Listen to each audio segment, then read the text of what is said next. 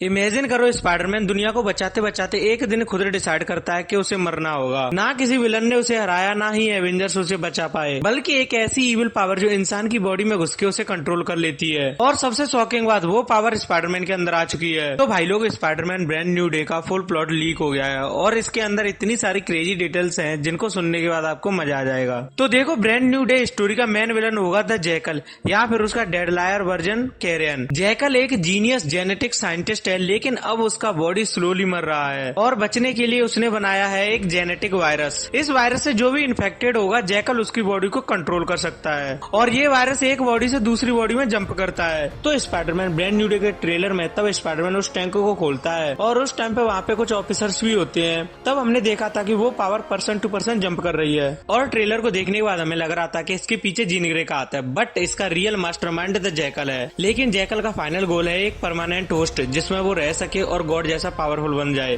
तब एंट्री होती है क्राइम बॉस टॉम स्टोन की। जैकल उसके साथ डील करता है और दोनों मिलकर टारगेट करते हैं द हैंड को। द हैंड एक एंटिक निंजा कल्ट है जो एक मिथिकल डीमन बीस्ट के रिटर्न का वेट कर रहे हैं। जैकल अपनी पावर्स का यूज करके उन्हें कन्वाइंस करता है कि बीस्ट वापस आ गया है और एक बॉडी ढूंढ रहा है। और बस यहीं से शुरू होता है एक डेंजरस गेम। और इसके बाद हमें समझ में आ गया है कि द हैंड स्पाइडरमैन के पीछे क्यों पड़ा है। और इस वर्ल्ड में म्यूटेंट्स भी एक्सिस्ट करते हैं, लेकिन बिना प्रोफेसर एक्स के गाइडेंस के।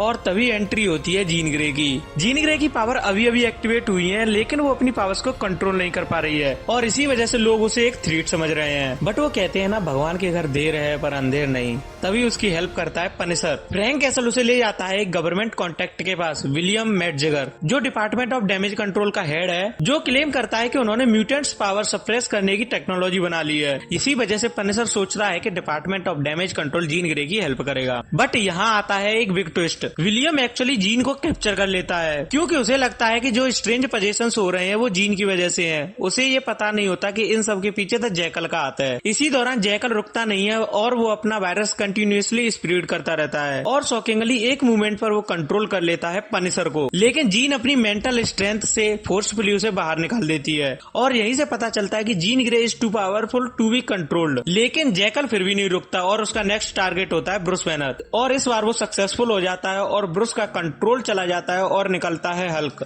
प्योर रेज के साथ सिटी डिस्ट्रॉय होती है और केओस फैल जाता है। जैसा हमने एवेंजर्स एज ऑफ अल्ट्रॉन में देखा था, जब स्कारलेट विच ब्रूस बैनर का माइंड कंट्रोल करती है तो वो सिटी को डिस्ट्रॉय कर देता है। ठीक वैसा ही ब्रांड न्यू डे में होने वाला है। तब जीन ग्रे एक रिस्की मूव लेती है, वो ब्रूस बैनर का रिस्ट डिवाइस रिमूव कर देती है और हल्क कम्प्लीटली फ्री हो जाता है। बट इवेंचुअली जैकल का कंट्रोल टूट जाता है। लेकिन फिर आता है सबसे शॉकिंग मूवमेंट। जैकल ट्राई करता है स्पाइडरमैन को कंट्रोल करने का, लेकिन वो फेल हो जाता है। वायरस पीटर की बॉडी में है पर कंट्रोल नहीं कर पा रहा। इसके बजाय कुछ और होने लगता है, यानी कि म्यूटेशन। पीटर के पावर्स अपग्रेड हो जाते हैं, ऑर्गेनिक वेब से स्ट्रॉन्गर स्ट्रेंथ और इनहेंस्ड स्पाइडर सेंस। मतलब पीटर और ज्यादा पावरफुल बन जाता है। फिर एंट्री होती है स्कॉर्पियन की। उसे दिया जाता है एक अपग्रेडेड सूट और सिंथेटिक वेनम। उन दोनों के बीच बैटल होती है और स्कॉर्पियन स्पाइडरमैन को स्टिंग कर देता है और इस बार जैकल कंट्रोल कर लेता है स्पाइडरमैन को। वो उसे ले जाता है द हैंड के पास, जहाँ प्लान होता है पीटर को किल करके रिसरेक्ट करना ताकि वो उनका परमानेंट लीडर बन जाए। फिर पता चलता है कि ये प्लान था,